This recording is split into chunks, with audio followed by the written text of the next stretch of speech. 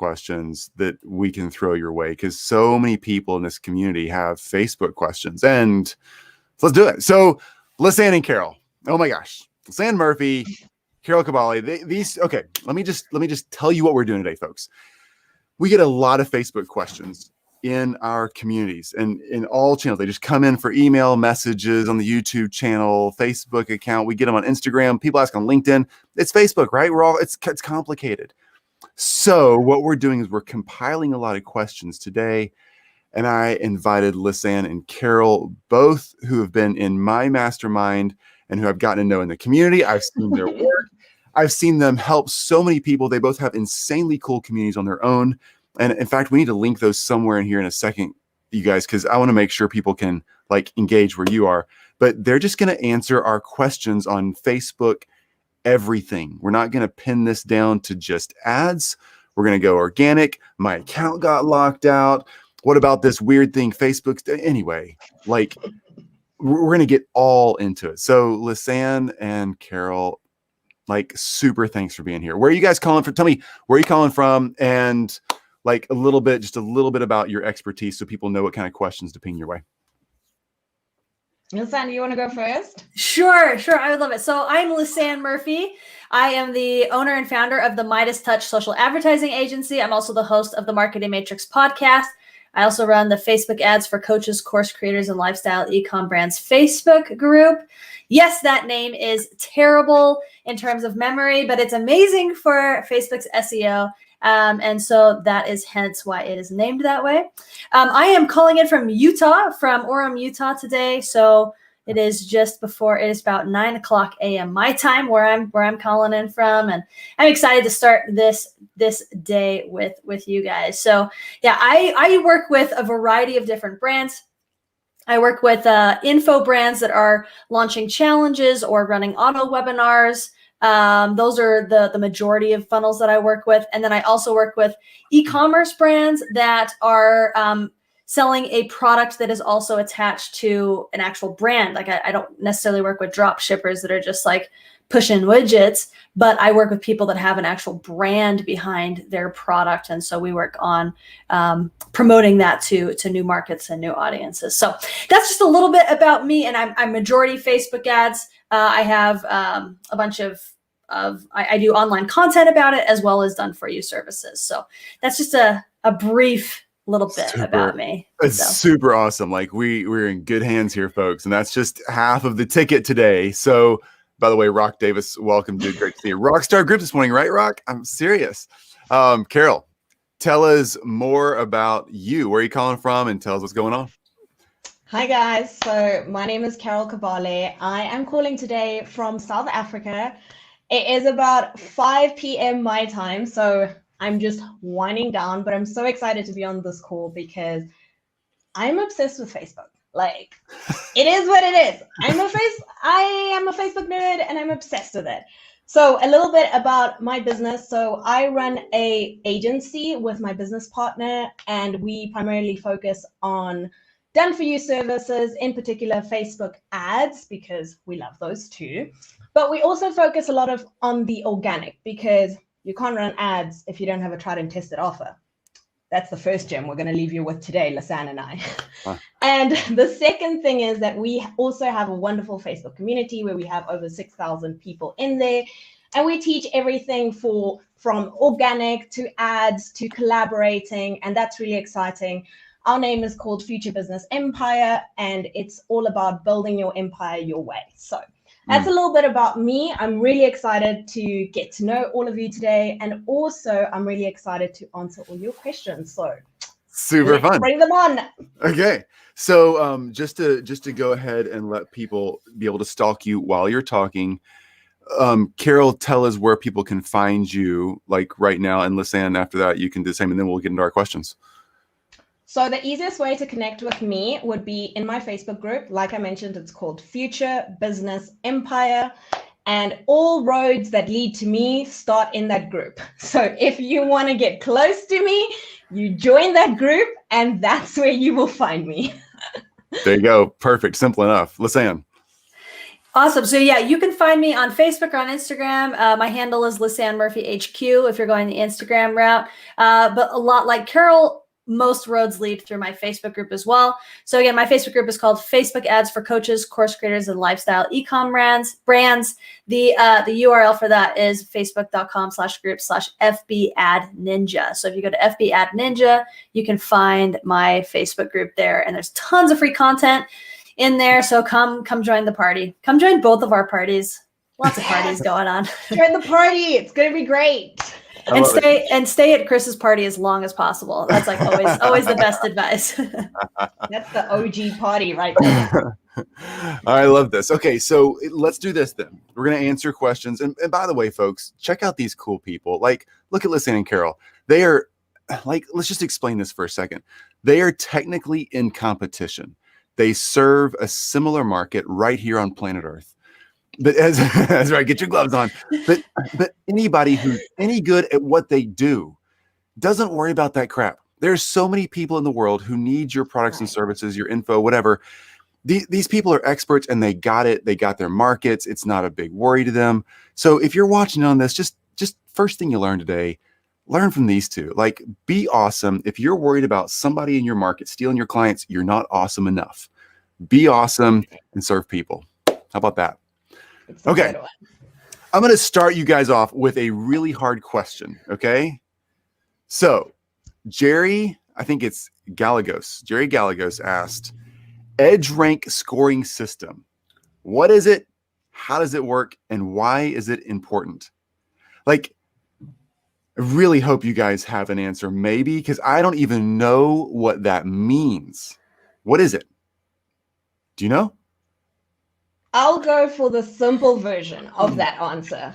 So what it is in a nutshell is just the Facebook algorithm, right? And it's a way of scoring and giving everything a number. So basically, for every action that you take, you get a point. For every action that you don't take, maybe you lose a point. That is in its highest form what it kind of is.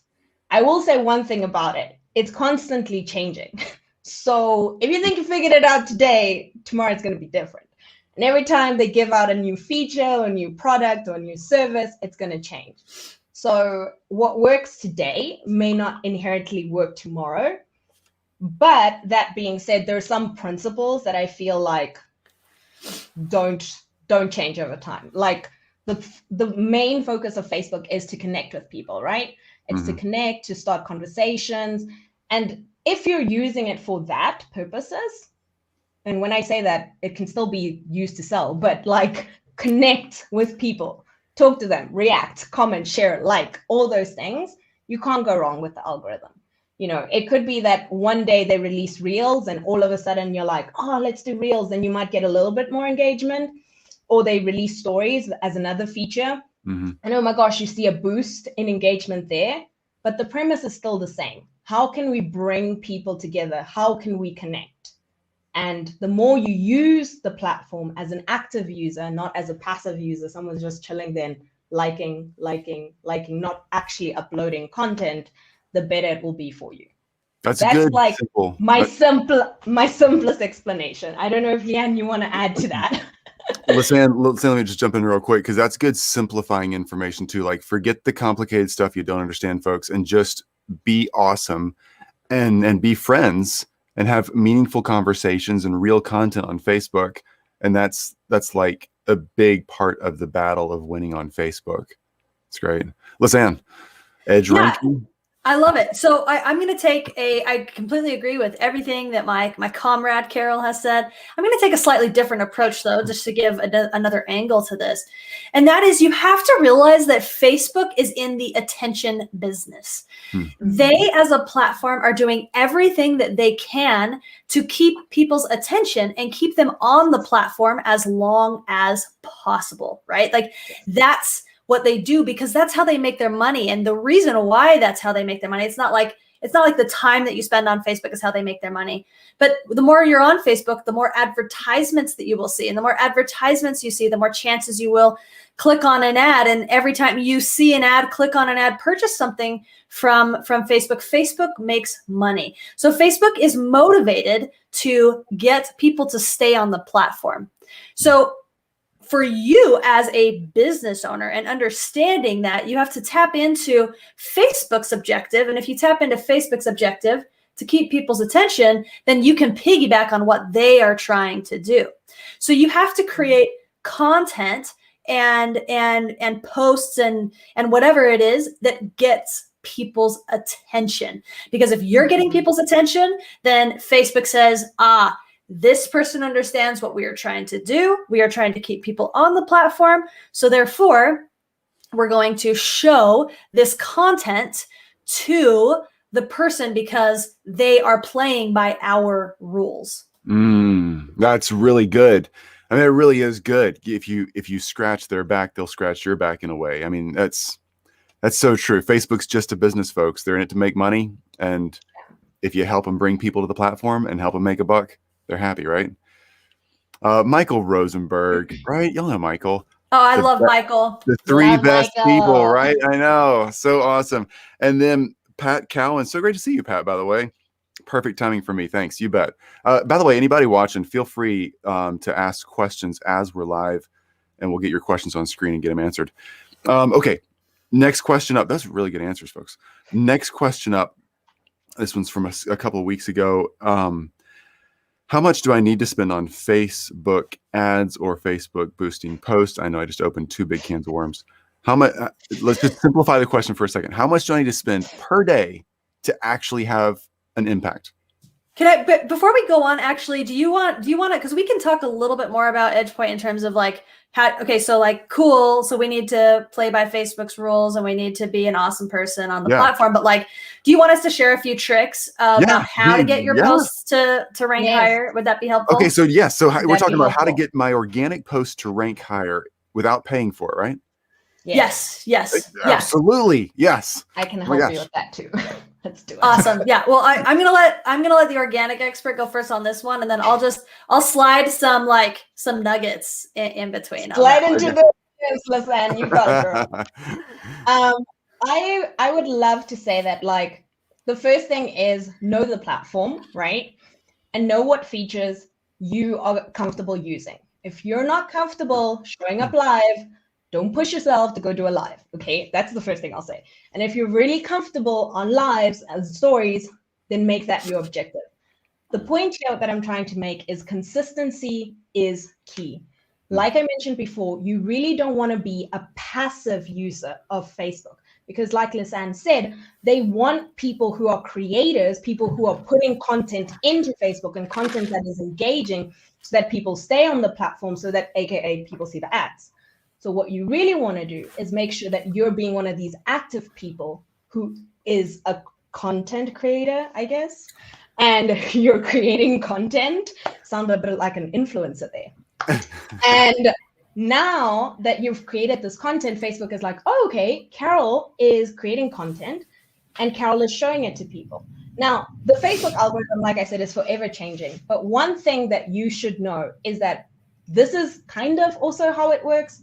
Whatever piece of content you put out there, Facebook will instinctively show it to a small group of people. What small group of people? It's more likely the people who you interact with every day. So it's people that you've messaged, it's people that you've reacted to, it's people that you've commented, liked, shared, something like that. They will show that piece of content first to that person. Based on how those people react, will determine if more people see it. So, ever wonder why when you post an engagement photo, a wedding picture, a baby photo, oh my gosh, it goes viral. Why does it have 3,000 posts?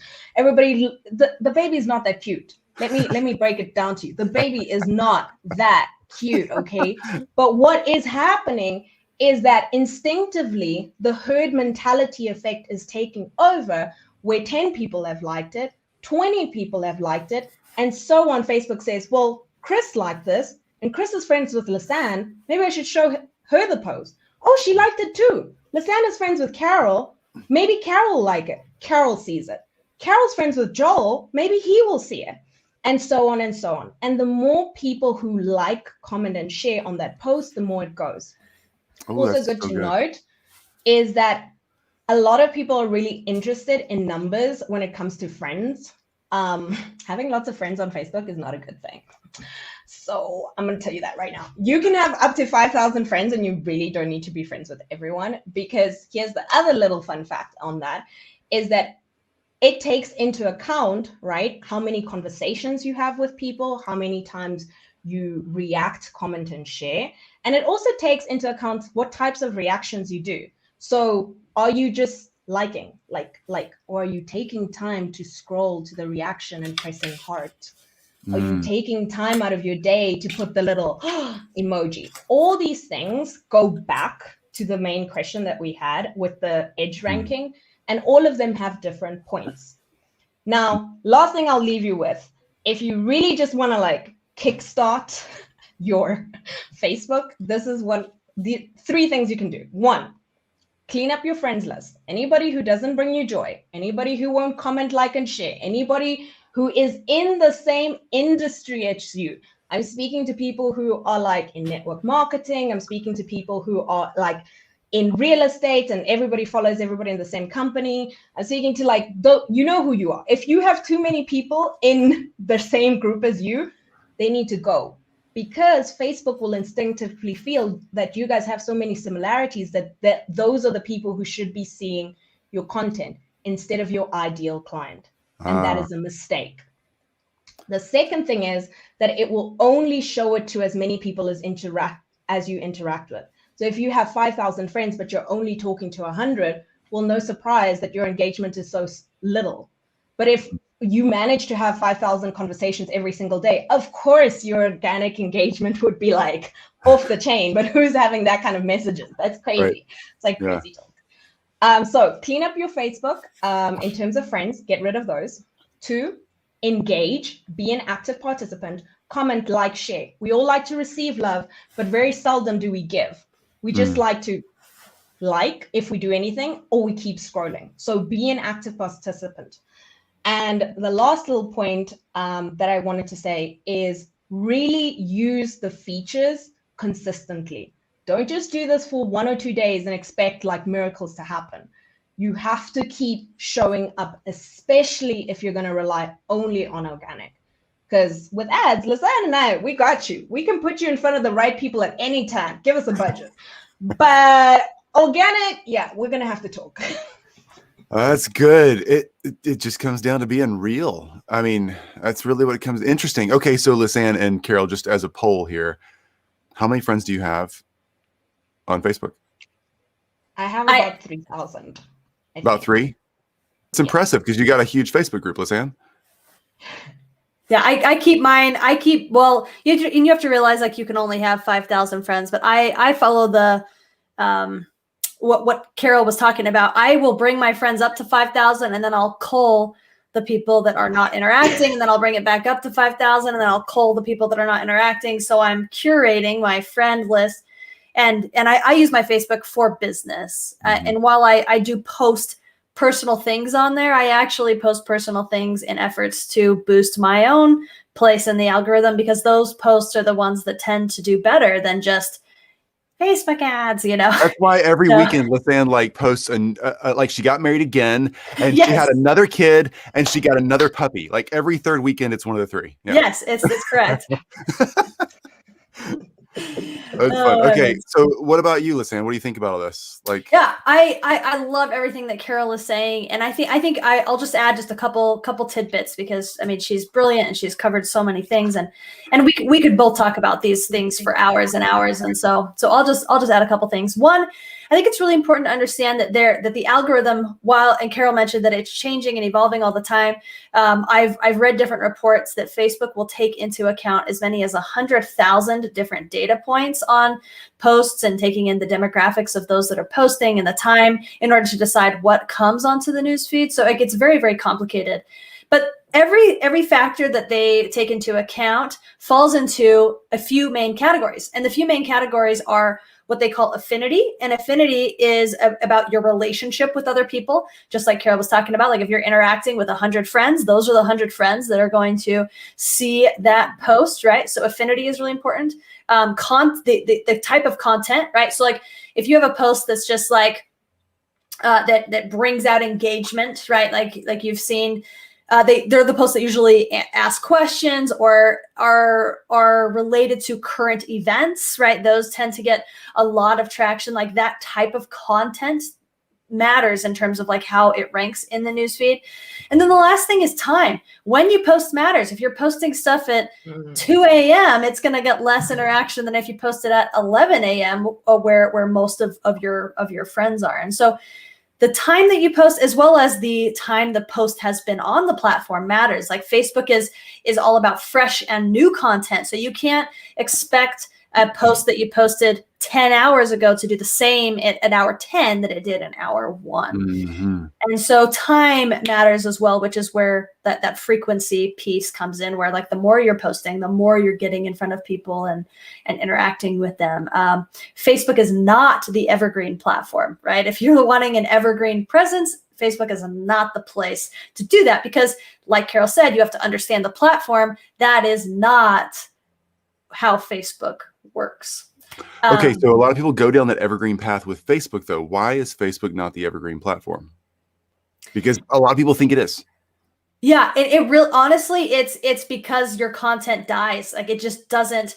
Its half-life decreases. It like is a half-life like literally every hour.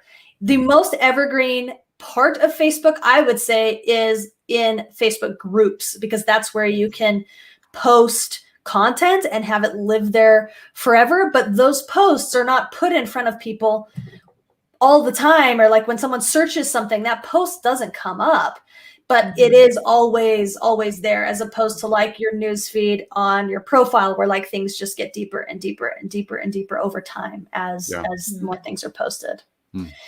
So the other thing that I wanted to mention is that how the algorithm works with your page versus your profile versus your group is all different.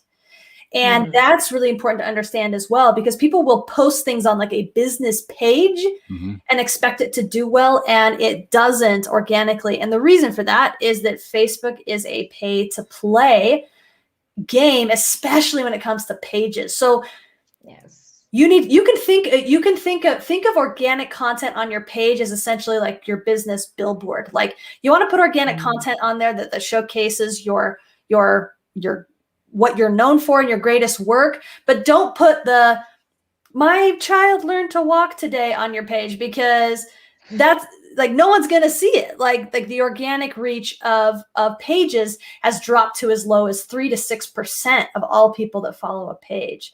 Oh, wow. Okay, that was big. Say that again. So the organic reach of having a Facebook page, not my personal profile, not my Facebook group, but just a static business Facebook page, is 3 to 6%? Yes, 3 to 6%. Of all followers. So even if you have 100,000 followers, I mean, like a handful of people will see that organically. And it's just because pages are not designed for organic content. The organic place is your profile. That is where the furthest organic reach goes. And it's still abysmal. I mean, it's like 10%, 10 to 15% at best. Wow. It's not awesome. The way you boost it, though, there are things that you can do to boost it. Like Carol said, one of my favorite things that we do for my organic content is we do what's called warming up the news feed. That's what we call it. And if you go through your news feed and you do reactions, not just likes, but reactions, because that's different. Like Facebook looks at a like as neutral. They look at the laugh, the love, the smiley face as positive. And if you do the angry face or the cry face, it actually depresses that post in the algorithm. Really?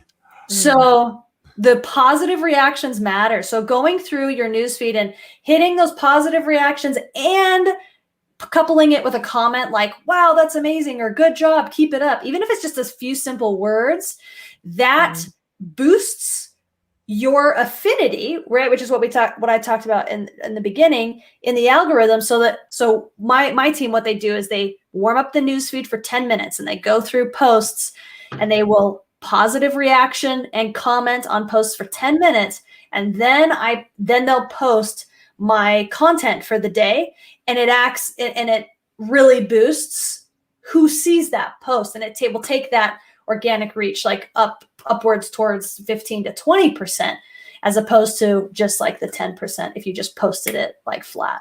That's so fascinating. Okay, amazing. Like, I'm learning so much. Pat says, it's Pat Cowan. When you're talking about profile, is that my personal page? Yes. So like it is your profile is the thing you get when you create an account. Yeah. Like, I won't say page because I like to look at pages as different, right? Pages But are every different. Every Facebook user has their personal profile where they post pictures of their lunch and their kids and their favorite selfie. Yeah. Right. Okay. One thing I would just like to add to that, sorry, Lisanne, to break. No, you're good. Is that with the personal profile, it's technically not intended for selling. So I just want to make that clear, because I don't want you guys coming back to Lisanne and I saying, you guys told us you'll get the best engagement from my personal profile, and I went and I put all my business stuff there and Facebook sent me to Facebook jail. Well, that's not what we're saying. Okay, please don't misconstrue that. You can technically post organic things in there and talk about your business. But if you do it every day, Facebook is going to send you to Facebook jail, because that's not the objective of a profile. That is the objective of a Facebook business page, which subsequently is, like Lisanne said, your reach and your engagement is going to be lower, because again, they want you to run ads because they're trying to make money. Yeah. Okay. Got so you can definitely use your personal profile for these organic methods. Just please think about it as a seesaw. If you post something about your business, post a coffee, post your kids, post a hike, okay? Balance it or post something like buy my stuff. For sure. Well, and I'll say that, like, you can talk, I post about my business every day, but I couch it in my personal things. So like if you go to if I were you, I would go to my Facebook profile and just study the posts, right? So like, for example, this week I did a post that was titled, what losing 70 pounds and making $250,000, or what losing 70 pounds has to do with making $250,000. Huh. And I talked all about a weight loss journey that I had a couple of years ago and the lessons that taught me, that prepared me to make $250,000. So it's personal, but it's absolutely promoting my business, because I'm talking about business principles as they relate to weight loss. But Facebook's okay with it, because it's not just like, buy my stuff, as Carol said. So like, don't go straight business on your profile, but talk about your business every day, but do it in a personal way, an engaging way, so that you get comments, which again boosts your posts in the algorithm. Okay, so I got a Facebook profile, as everybody does. What are there more of them than there actually are humans on the planet? So got our there's more Amazon Prime accounts now than there are households on the planet. Oh, that's fascinating. Isn't that cool? $100. What is it? $100 a year? Mr. Bezos is getting times all. Yeah. So I'll take 2 rockets, maybe 3. Why not? Okay. So Facebook profile, Facebook page, Facebook group. Let's just, which one should I have? If I've got, I mean, I only have so much time in the world, right? For each of us. Gotta have a Facebook profile. Should I build my outreach on a Facebook group or a Facebook business page of some sort, or organizational page or whatever? Sorry, go ahead, Carol. After this, we'll shift to paid stuff. We got to get to paid ads, because people have tons of questions. I'll just say this. If you have very little budget or no intention of running ads right now, organic is your friend. And also, organic is your friend when you don't have a tried and tested offer. When you're selling coaching, when you're selling a group program, when you're selling an actual physical product and you've never tried and tested it, you've never had any sales from it, by all means, selling it in a Facebook group or getting the right people into that group and using the Facebook group as a funnel, to qualify people, to test your offer, to test pricing. Great way to do it. Very minimal investment. Now, when you're ready to scale, and that's what I say to people all the time, ads are beautiful because they help you to scale. They take you and they put you in front of your ideal client every single time. That's what they do. They just like magnify your awesomeness. And that's why I think Lisanne and I love them. Because if you truly have something awesome that is truly going to help people, whether it's a physical product or a service, and you know that what you're selling is going to help people, Facebook ads help you to be in front of them. They just magnify it. And you get to reach those ideal clients every single day. Got it. Now, if you don't have budget for it, don't go do it. And when I say budget, I remembered you asked about the question, like, guys, budget is also like, how long is a piece of string? Okay. Like, yeah. Let's talk about it really, because that's going to be, there's so much there, and it depends, right? So you're saying, and then Lisanne, I'd love to hear you say this, pitch in whatever you want. You're saying, put it together a Facebook group, invite you what you think is your ideal audience, and pitch your offer. Try to figure out how to sell what you got going, whatever format you want, but prove you have a sellable offer before you start throwing on ads. But a Facebook group, it sounds like the profile, business page, or Facebook group is the ideal place to play with that idea, right? I would say yes to that. Another fun thing that you can do is, this is what we do in our Facebook group, is we have a business page as well. And we let business pages, so just our page, join the group. Then we took it out because we wanted real people. So we don't let business profiles join our group. Sure. And now what we do is we schedule our content from our business page. So it doesn't come directly from myself or my business partner. It comes from the page, which also indirectly drives people to look at the page that no one ever looks at. So it's a nice little way to drive people there. And it's a nice way to slowly grow it. Because here's the other thing. There will come the day when you want to run ads and you want to have some kind of following there. And you want to have some of the right people following your page, right? So that the algorithm can also learn who you actually want to show these ads to.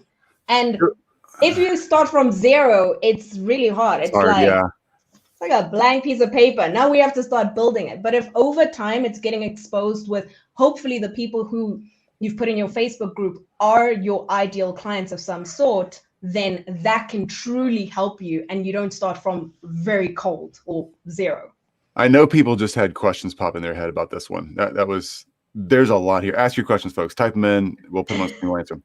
Lisanne, Facebook profile, Facebook page, like a business page, organization page, or Facebook group. Where do I put my time and attention first?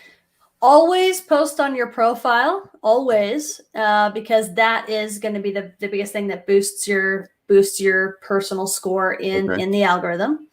But I completely agree with Carol that, I mean, if you're not running ads, then a page isn't necessarily necessary. However, think of your business page like setting up an LLC. Like the longer your LLC exists, the more trust you have as a business owner to get business loans, to get a mortgage for a house, like all of these things. It's the same as with Facebook. Like I've done ads with clients before where we create a new page and we start ads the next day and boom, the ads are rejected. Not because the ads are bad, but because Facebook's like, who the crap are you? You don't have any trust with us. You have no trust, right? And so building that trust by having a page that exists, it just builds trust. So if you're planning on running ads eventually in your lifetime, then start a page. I will say though that changing the name of a page is harder than changing your actual name on your birth certificate. So like just choose your name wisely, choose something generic, or just say, like, I have a Lisanne Murphy page. I have a Lisanne Murphy profile. I also have a Midas Touch page. I have, all kinds of pages, but just the longer they exist, the better it is for the trust for Facebook. So yeah, page, if you're doing paid traffic, group, if you're doing organic. The other really, really important thing about a group, guys, is you get 3 questions to ask when people join your group. I would use 1 to 2 for market research and the 3rd to collect an email address, because it doesn't matter how many friends you have on your profile or how many followers you have on your page. You don't own any of them. Facebook owns those. And we know that the gold of any business is your list, right? Your list is your gold. So the Facebook is the best and easiest way to build your list by requiring people to leave an email in order to enter the group. In my group, I won't let people in unless they leave an email, because if they're not leaving an email, I'm like, if they won't give me an email, the chances of them interacting with my stuff are like slim anyway. So like, it's kind of like, again, like you scratch my back by giving me your information, I'll scratch yours by giving you free information. So the group is the vehicle to build your list through Facebook, so that if something catastrophic happens with your profile and your shutout or whatever, you don't lose those people. You have them in an email list that you can talk to anytime. And it also extends your reach, right? Like my Facebook group posts, truthfully, their reach is only about 10 to 15%. It's actually pretty abysmal. It's one of the reasons why I'm actually going to start building a community elsewhere, which we can talk about that all on another day. But I have, even though I just hit 600 people in my group, and even though only like 50 people will see a post, I still have 600 emails because they've all given me their information. That's really cool. That makes tons of sense. Okay. Wow, so much here. You guys, y'all still have a few more minutes? You still got time? Let's do it. Okay. Let's do it.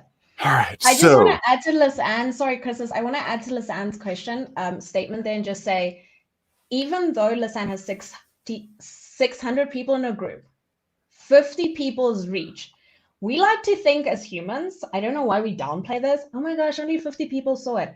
That's a classroom, folks. That's like a classroom of people. If you had 50 people in your house, that's a lot of people. And that's a lot of people that she spent like no money to get in front of. So change your mindset when you look at your reach. You paid nothing and 50 people saw your post. A lot more people would have seen it if you'd done ads with Lisanne and I, but I'm just saying. That's hilarious. That's a really good point, though. That's a really good point. We really do downplay so much of what we do. Okay. So for those jumping in midstream here, Carol and Lisanne, both Facebook ads experts, they both own their own agencies. They have their own educational processes.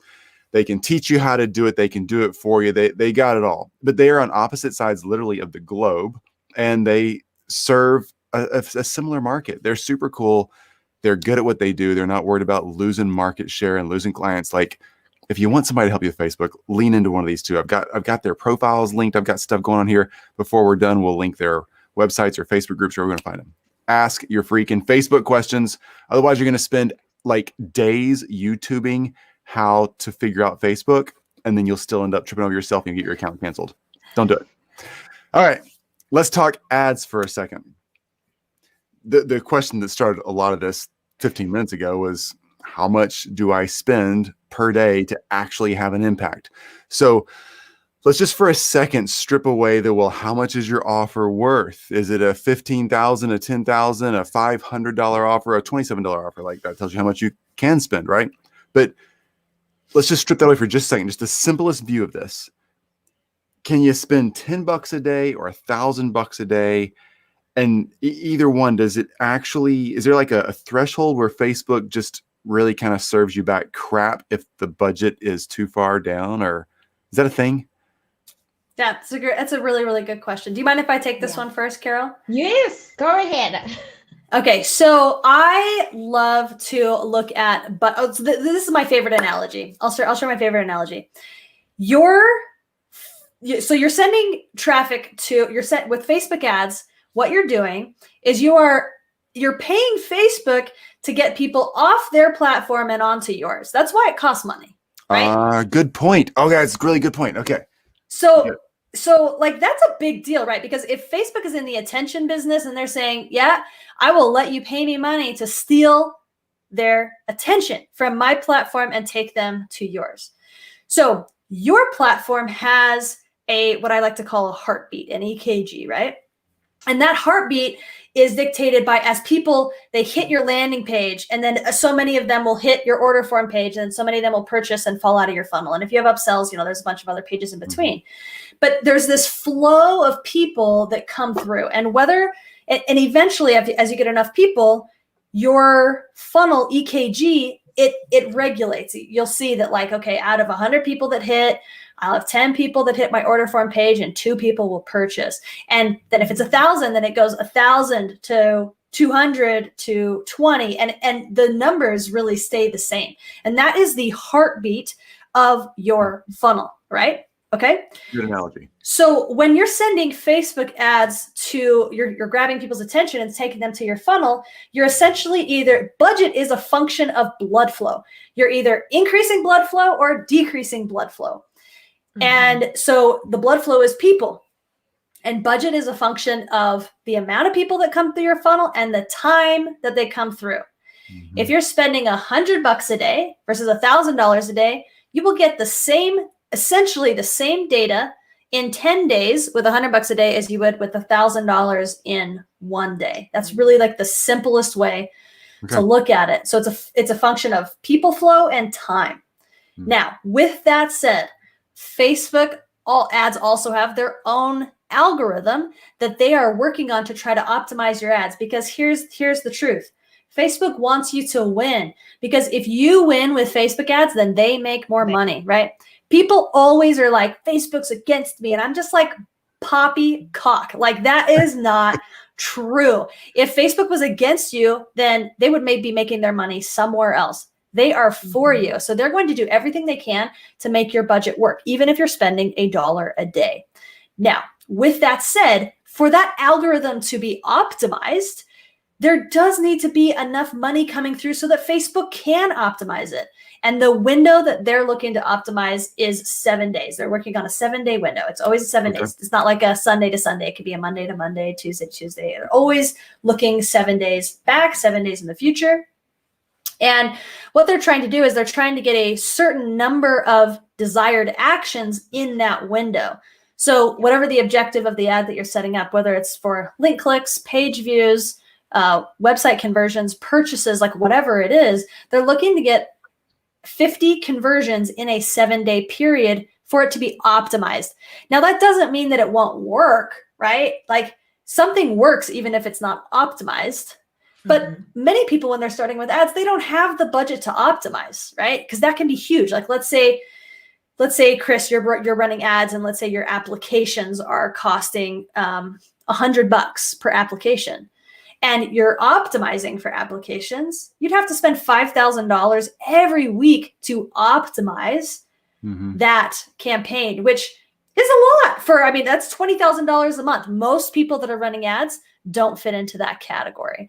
And that's, again, one of the reasons why Facebook's like, there's a difference between optimization and working. Like, it can work with a lower budget. So think about budget less in terms of like, will it work for me? And think about budget in terms of people flow and time. That's how you need to look about the faster budget. The more you spend, the more you get per day. Yep. Can you just, and then Carol, so love to hear you say this, whatever you want to say on this as well. Define what it means to be optimized. So I spend enough money, spend my $5,000 in a week in that example you gave. And what does optimization get me that I didn't get for spending $500 in that week? Yeah. Truthfully, in the clients that I've run with, there is very little difference. There truly is. It is very, very small. Is it all about the pixel learning and things like that? Like, okay. I think it's about pixel learning. I think there's a lot of different factors. It affects your cost to deliver ads. It's affected by that you're getting in front of the right people. But there's so many factors that go into it outside of budget in terms of your audience targeting, the ad creative that you choose, whether you're using images or videos, what copy you're using, what headline you're using, that the actual function of budget and optimization is like, I think it matters more if you're spending like $100,000 a week than it does if you're spending like the difference between like $100 to $1,000 or $5,000 a week. Like gotcha. that range is just a lesser impact than like the big players that are like spending at like $1 million a month, type thing. Gotcha. Okay, cool. All right, Carol, Lisanne, thank you. Like, y'all should we need to host a weekend. This is like a weekend conference right here. Everything y'all say, I'm like, oh, that's a breakout session. Okay, that's gonna take an hour to unpack that one. Okay, Carol. So fire away on ads. If you can go back, you want to go back to the question on how much is enough per day or per week, or just like, talk about different places ads could point. Should I be pointing people? Should I be running ads to get people in my Facebook group? Should I be running ads to get people just off platform to my funnel that's hosted on ClickFunnels or WordPress or wherever, or whatever? I mean, it should be running ads to collect email addresses, to sell something. Like, it's complicated. Right. I think Lisanne gave probably the best answer I could have given in front of like ads budget. Like, you have no excuse to be confused about ads after listening to Lisanne. I'm sorry. Like, that was so beautiful. That should be in a TED talk or something. Like, that was just everything. So, I would love to see a TED talk on Facebook ads. Yeah, like, you TED talk people, you chat to Lisanne, because that was very well put. Like, I'm coming for you, Brene Brown. Everything she was saying was straight up facts, and it was amazing. I will say this. Okay, a question that I think, Chris, you said was kind of like, people like to say, like, well, how do I get started with ads? I would say the easiest way to dip your toes into ads, right, is to do something really small, such as a retargeting ad. So to break it down, a retargeting ad is someone took an action, and after they took that action, so visited a certain page, such as your freebie page on your website, but didn't leave their information. A retargeting ad could be an ad to be like, hey, I saw you wanted to like get my freebie, but you didn't. Like, what happened? Did life happen? Sure. That could be an ad. Don't quote me on like the captions, because I'm not a wordsmith. Yeah, I'm writing that down. That was actually pretty good. Yeah. It could just be like a meme even. It could be like, huh? It could be like that. Like, what happened? So that could be one of the easiest ads, I would say, to start with, which is a list building ad. The most important thing here is this: to have true expectations on what the ad is for. One of the major things, and I don't know if Lisanne gets this too, but people come to me and they're like, oh, I just want sales. Okay. Oh, I just want sales. Okay, well, do you have an email list? Oh, no, I have like 10 people on my email list. Oh, okay. Have you sold this before? Yeah, like once. Okay. Do you have a pixel? Have you been collecting data like on the people who visit your website? No, I don't actually have that. Okay. What's a pixel? Wait. Yeah. Yeah, we're going to have to start again. Okay. We're going to have to start again. So if you learn nothing from Lisanne and I today, I would also encourage you to go get a pixel on your page. It's free. It's this little piece of code that you put on your page, and it starts tracking the information of people who end up there, right? You can tell it to track different things, like track people who land on this URL, track people who press this button, track people who landed on this page and didn't land on that. You can get a little bit more complicated. But if you learn nothing, get that. Why? Because that way you can start to see little patterns like, oh, everybody seems to be going to the freebie page. That's great. Maybe that could be the start of your funnel. Maybe that could be, but they get to the freebie page, but they don't get to the thank you page. It might be worth running an ad to get people to follow up. And then if you want to also run ads, like obviously ads, like we said, are like beautiful magnifying glasses. They just put you in front of the right people. They are great for when you're running events. They're great for when you want to like drive people to a certain action, but be very realistic. Your goal or objective should never just be, oh, I want sales. It should be, I want 1,000 email subscribers. I want this, something tangible. Because if you just say, I want sales, trust me, you're going to be one of those people who say Facebook ads don't work. And they do. Gotcha. So, yeah. That's really good information. Oh my gosh. Okay. So being very, very specific. Okay. Either one of you two, and I know you guys have a conflict of interest here, and we're going to end this in 9 minutes, folks. If you got questions for these two, fire away. So both of you run Facebook ads agencies, done for you agencies. You have great teams and systems behind it. You're very successful at it. And you both teach people how to do this as well. I think you both have some sort of education processes, masterminds, e-courses, whatever. how does, again, this is going to sound self-serving, you got a conflict here, but just shoot me straight here. How does somebody pick the person to work with to help them with Facebook ads? Because we go down this trail, and as coaches, consultants, like for me, running masterminds or having my own done for you marketing agencies, where like I want to find more people. I always feel like, man, I'm fixing to spend $1,500, $2,500 a month, whatever, just to have somebody sitting around talking to me and managing the process, plus my spend for ads. How do I know you're any good? Like, how do we look out there and pick the right person? I'll take this one first, and I'll say this.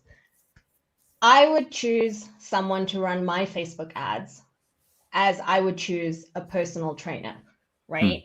Or I would choose a coach.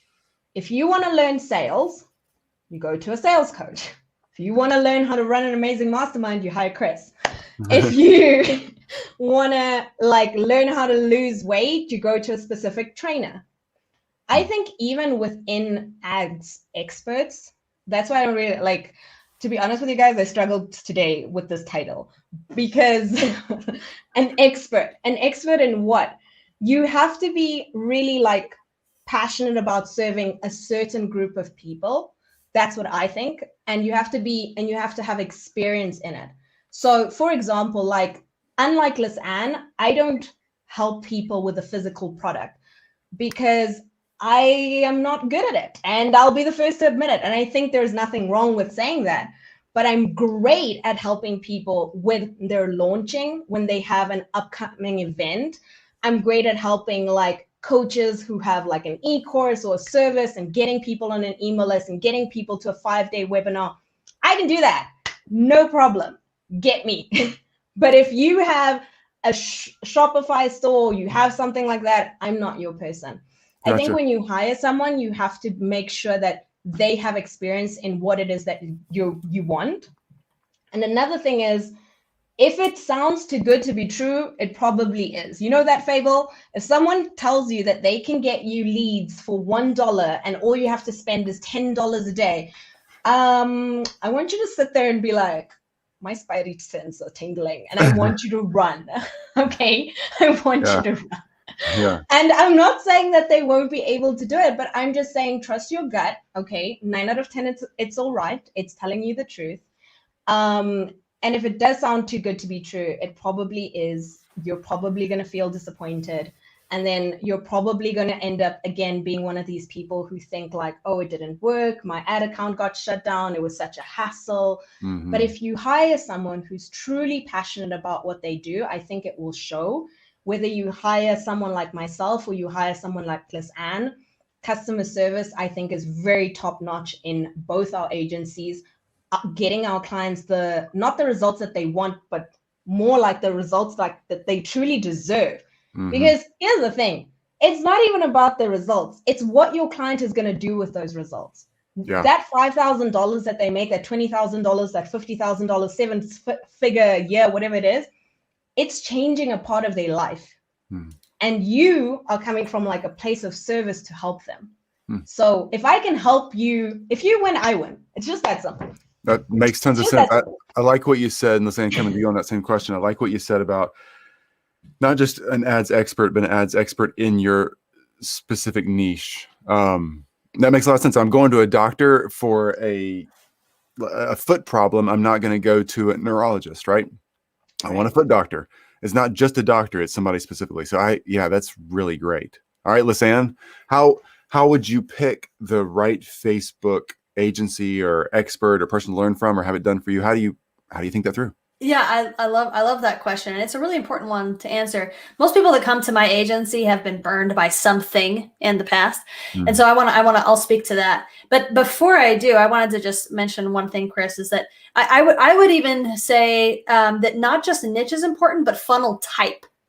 Right. Because I would say that funnel type matters more than niche itself. Like if you are a rock star at a self-liquidating offer funnel or an application funnel, a auto webinar funnel, you'll find that media buyers will tend to be an expert in like 1 or 2, 3, 4, however many, but like a certain type of funnel, and they will just do better at performing with those than others. So even outside of niche, because the niche, I personally, I leave the niche expertise up to the business owner, right? Like the business owner, they know their customer, they know their messaging, they know what works. I'm the one that knows how the funnel works, how the numbers work, how the people flow works, how the budget works in it, all of those things. And so the niche itself, I would say, is secondary to the funnel type when it comes to media buyers.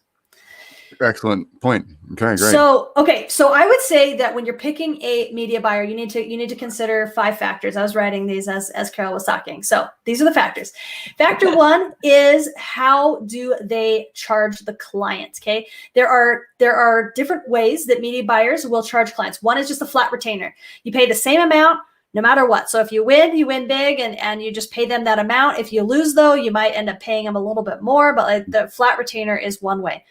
Another way is a lower retainer plus a percentage of ad spend. Okay. So like people will say, because when you're managing more ad spend, you're typically managing more campaigns. And so that is a method. I personally don't really like that method because I think it just incentivizes spending and not performance, but it's an easy way to track the volume of ads for a media buyer. And that's why that came about. And then the other way is retainer plus percentage of revenue. This is the most equally risk sharing, but it also is the most difficult to track, especially if you're not working on organic as well as paid, you're just doing paid, it can be complicated. But knowing how the media buyer charges and what you as a business owner is comfortable with is very, very important. If you're not comfortable with a rev share, then find someone who does a retainer. If you don't want a retainer, you don't want to hire a retainer and you want to share the risk, then find someone who does some sort of percentage of ad spend or rev share. Second factor is scope. What does that person actually do? Are they just an ads manager and they're expecting you to deliver all of the creative assets and all they're doing is managing the ads? Or are you hiring someone that has a whole team that does copywriting, graphic design, all of everything that's involved with ads? Are you looking for someone who's a strategist? You're like, I know I need ads and I have the budget, but I don't know what to do. So I need someone to help me sit down and create a strategy. Like, what is the scope that you're looking for? This is one that most people don't think about that is absolutely critical, because what people normally hire is an ads manager, but what they want is the strategist, the copywriting expert, all of the pieces. And so knowing what your person will actually do for you and your ad person is absolutely critical. Third thing is, what is the budget that you're working on? If you only have $2,000 a month to spend, do not spend a retainer of $3,000 to do $2,000 in ad budget. Like it just doesn't make sense. So you need to understand that your budget needs to be bigger than obviously the retainer, right? Because you got to make money, right? Or else that relationship is going to end. The fourth is, what is your objective? Like, are you just doing one launch and it's just going to be like this blip with ads? Are you looking for like an evergreen, long-term, month after month situation? Some media buyers are willing to do just like, I'll help you with that launch and that's it. And others are like, no, the onboarding process is like the most painful thing on the planet. I only work with people that are going to be doing ads long-term, right? Got it. And then the last thing I would say, and this speaks to Carol's point, is fit, right? There has to be a personality fit. That's really, really important. You have to be able to communicate, understand, and jive with the person that you're working with. If you have a hard time understanding them, and I'm not even talking about like language barriers. I'm just saying, like, if they're speaking in a way where you're just like, I don't know what you're talking about, like, it's not going to be a great relationship for you. Like, I promise you that. So like, find someone that you feel that you can jive with and fit with, and it'll be a much, much, much, much, much more happy situation. Oh my gosh, both of those answers. One more question. A best-selling book, The Jargon of Online Business, Pixels, Funnels, Etc. for Dummies. That's great. Thank you. I don't see a name on that, but whoever posted that, it's really great. Love Great that. idea. Excellent. Okay. Again, I've learned like so much, and that was Pat. Thanks, Pat, for that comment. Learned so much, like truly learned so much. You're making me question some of our own practices internally here. And And I think what I'm learning most is that it is so important to have the right relationships and the right experts to lean on. That's really it. That's why we have our Facebook community here. That's why you two have your own Facebook communities and your own platforms, your own place where you can just answer questions and get people the help they need, because it's so important for each of us to not have to commit 100% to picking a person until we might get to chat a little bit, find out, do you know what, is this the right fit, or our personality is going to mesh, all that stuff. So again, Carol, tell us one more time, what's the name of the Facebook group that people can find you in? You can find me over at Future Business Empire. Oops, I got my own Facebook group. Future Business Empire. It's going to be in the doodly-doos. It's going to be down there. Okay, good. Go and find me there. If not, my name has been on the screen the whole time. Just go Google me. It's cool. Yeah, there's not that many Carol Kabaales. Not that many. All right. Lisanne, where can we find you again, just to remind us? Yeah, so Lisanne Murphy, if you're finding me on the socials, and if you're doing my group, it's Facebook ads for coaches, course creators, and lifestyle e-com brands. And the URL there is facebook.com/groups/FB ad ninja. Freaking awesome. Yeah, thanks to all great info. Pat, you bet. So glad you're here. You two are amazing. Y'all are both rock stars in our mastermind program. You guys both know that. Y'all are like, truly, we have a rock star category. The people who are just really committed to doing things the right way and crushing it in their own businesses. Both these two are that. Not just rock stars because I use the title, but rock stars because that is your title in our mastermind process. Yeah, you got this. So keep crushing it, you two. Thank you for your time. Thank you for investing in us, and thank you for answering our questions. And I'm telling you what, folks, lean in. These are good people. I wouldn't have them on here if they weren't. I trust these two. Thank you for all the advice. Bye, guys. Y'all have an awesome day. Thank you. You're paying it forward. Oh my gosh. This is like karma heaven. It's coming back to you. Bye, guys.